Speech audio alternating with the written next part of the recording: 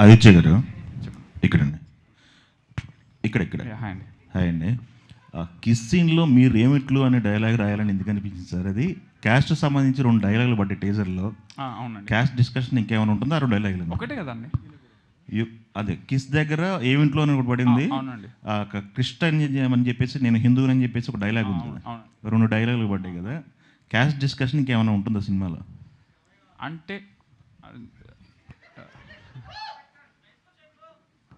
I'm sorry on their behalf, and but అట్లా అంటే it's a very కామెడీగానే ఉంటుంది. And నేను పెద్దగా మాట్లాడలేను దాని గురించి. You have to wait for trailer to watch. Okay, Anand garu. ఏం డిమీనింగ్ స్టఫ్ అయితే చాలా క్లీన్ ఫిలిం ఇది. ఎలాంటి జోక్స్ అయినా చాలా క్లియర్ ఉంటాయి. డబుల్ మీనింగ్ కానీ డిమీనింగ్ కాస్ట్ విషయంలో, రిలీజన్ విషయంలో అట్లాంటివి అస్సలు ఏముండవు. దిస్ ఇస్ అంటే మా ఉద్దేశం, ఈ టీజర్ కట్ చేయడానికి కూడా ఇప్పటి వరకు మేము చూపించింది కానీ 90s తోటి రిలేట్ అయిన క్యారెక్టర్ ఇది అని.